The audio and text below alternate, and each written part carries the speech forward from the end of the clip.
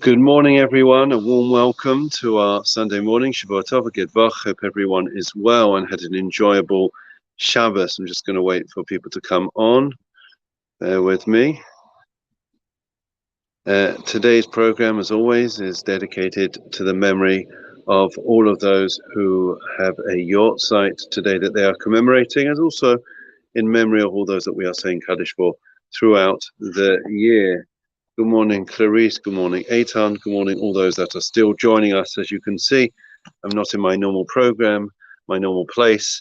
We have a school educational program this morning, and therefore, as a parent, I'm expected to be there. So I saw no reason why my son should lose out. So we are there, exceptionally inspirational.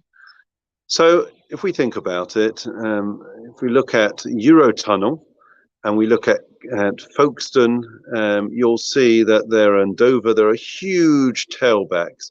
Some people have been stuck overnight, I'm told, for 6 hours, 8 hours, literally sleeping in their cars. And the British and the French, as always, are at loggerheads, but blaming each other.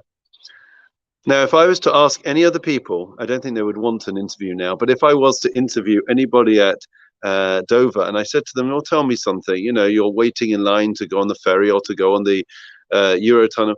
Can you tell me, please? Is this, is this one of your destinations? Is it? Would you consider this a destination? Is this of significance?" They would say, "Of course not. We're trying to get to south of France. We're trying to get to Paris, wherever it is.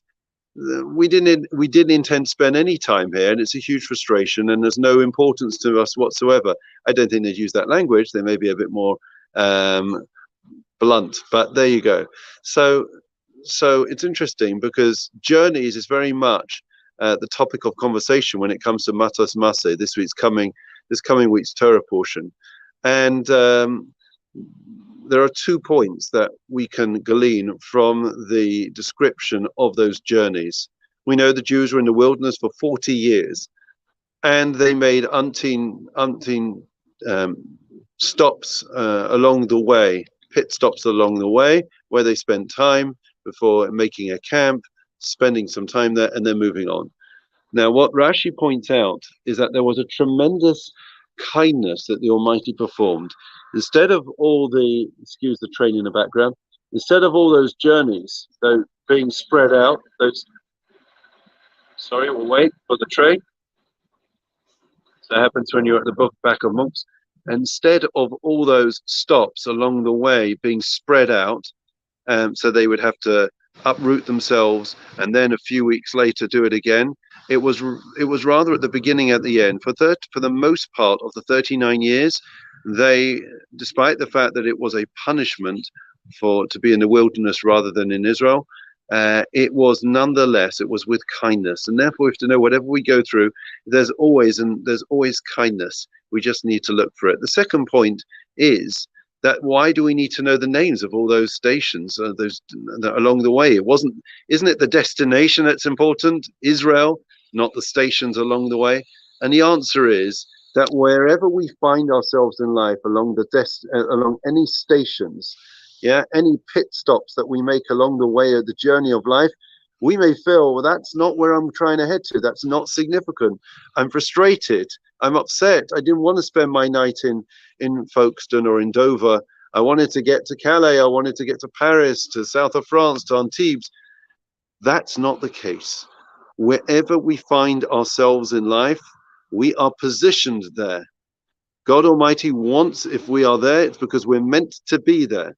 And therefore, we should try to get and take out of it whatever we possibly can. Wait for the train to go.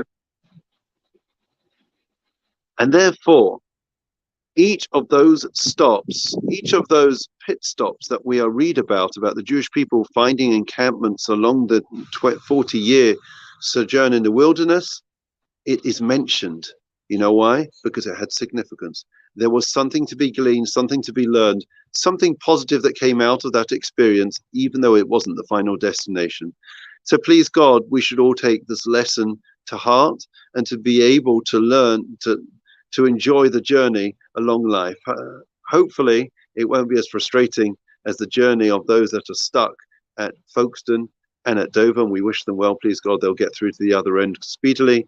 But every stop, every twist and turn, you all know in your own lives, has always brought with it lessons, insight, and meaning. Wishing you all well. Have a great day and look forward to seeing you throughout the week. 9 a.m. tomorrow. Have a great day from Golders Green Base Measures opposite Carmelis.